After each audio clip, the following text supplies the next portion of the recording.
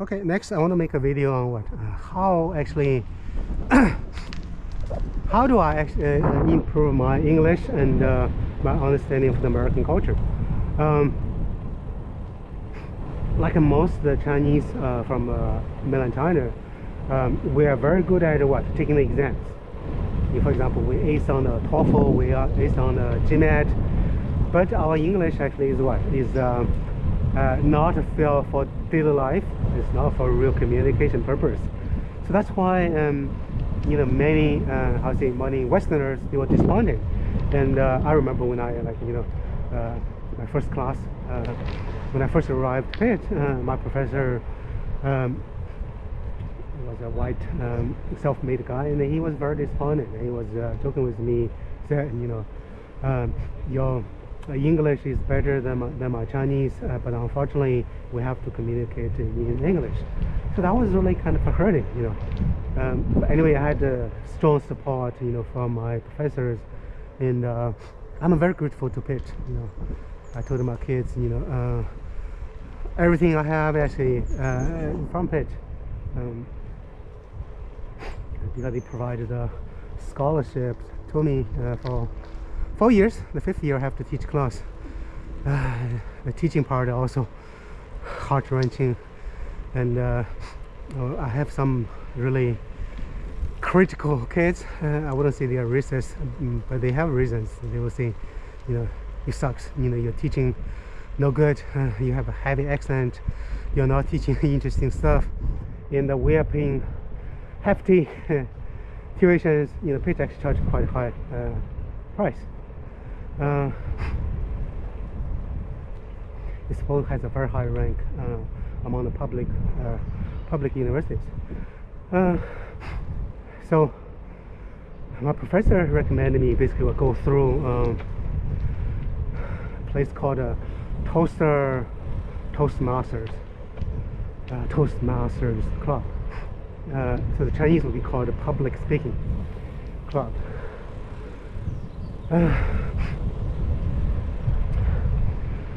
I find it's very useful. I basically told them, all my students from China, you have to speak English well, even you have accent. For example, many of friends, from India, from Pakistan,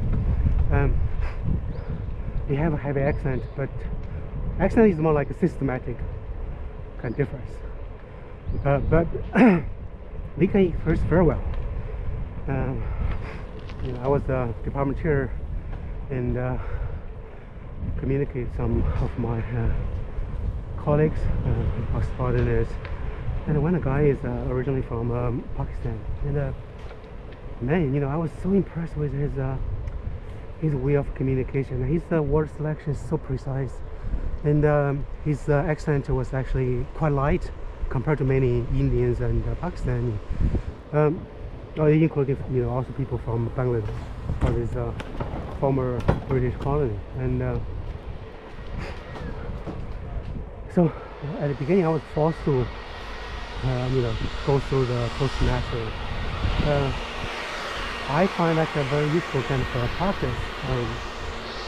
If this is the first time for you to to know Toastmasters, then I highly recommend you. And it's very affordable. And at Pitt, that's actually how I started my interest in Civil War. There's so many retired professors, and they just you want to find someone top. So for that club, we really have some intellectuals. There's one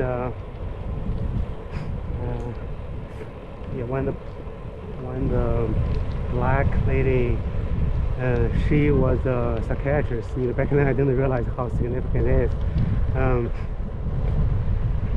Because at the Pitt, the big part actually is not only the university but also the medical school. So if you can get into the Pitt Medical School, that's really all kind of honor. Now also we have people across the campus from CMU, from Carnegie Mellon.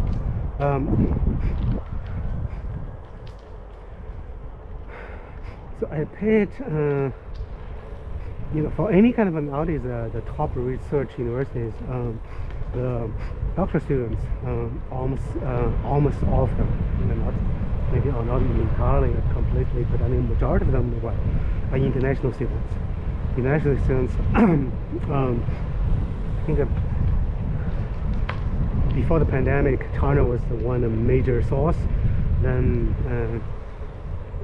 India is another one, and interestingly, South Korea is another very reliable kind of source. I talked to my friends from South Korea. They were saying, because the pressure in living in South Korea is very tense. They tell you like the value-added kind of high-end job are still in the U.S.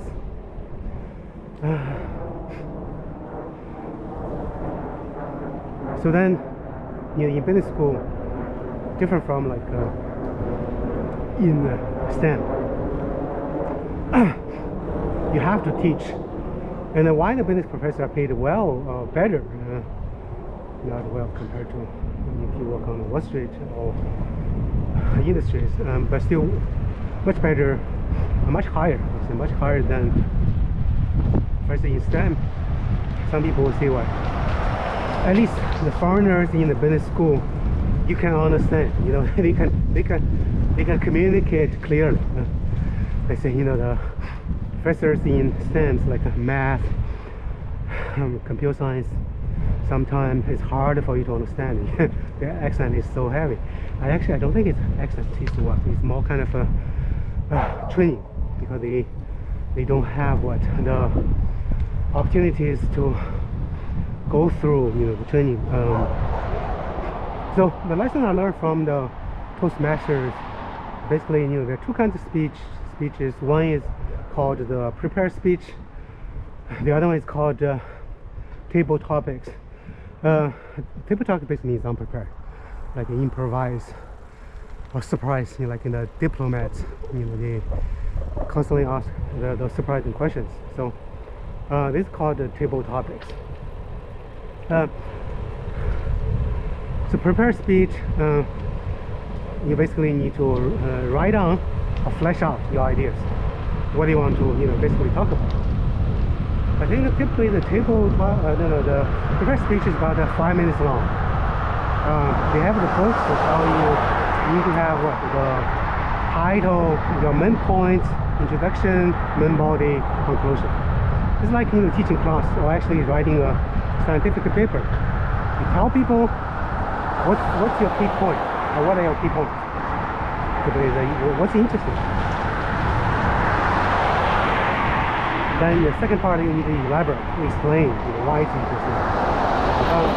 The third part is you kind of repeat and summarize. I think this actually help a lot in the college setting. If you look at at my university, the Chinese or the foreigners in the business school tend to have much higher teacher rating than those in other schools. I don't think actually I don't think there's the foreigners in business school teach better. It's more like because you emphasize or you pay more attention to teaching. And the key part is Key part is basically that communication. You can first make yourself clear. Then you need to follow, all the principles how to communicate. Like you tell people what you're going to tell, then you're going to repeat, then you're going to summarize. You follow that kind of structure.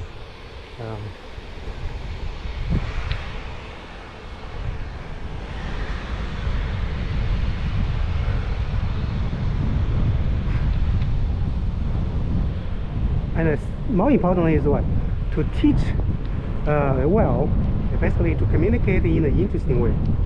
It's not only you tell people, but also why they should actually why they should come to your class. It's not just you repeat whatever in the textbook. That's kind of boring. It's not interesting. So kind of practice you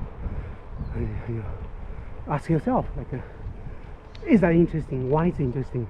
How can I make it more interesting? What part is interesting? So you kind of tend to ask interesting questions, or make your content kind of more interesting. Okay, I'm gonna stop here.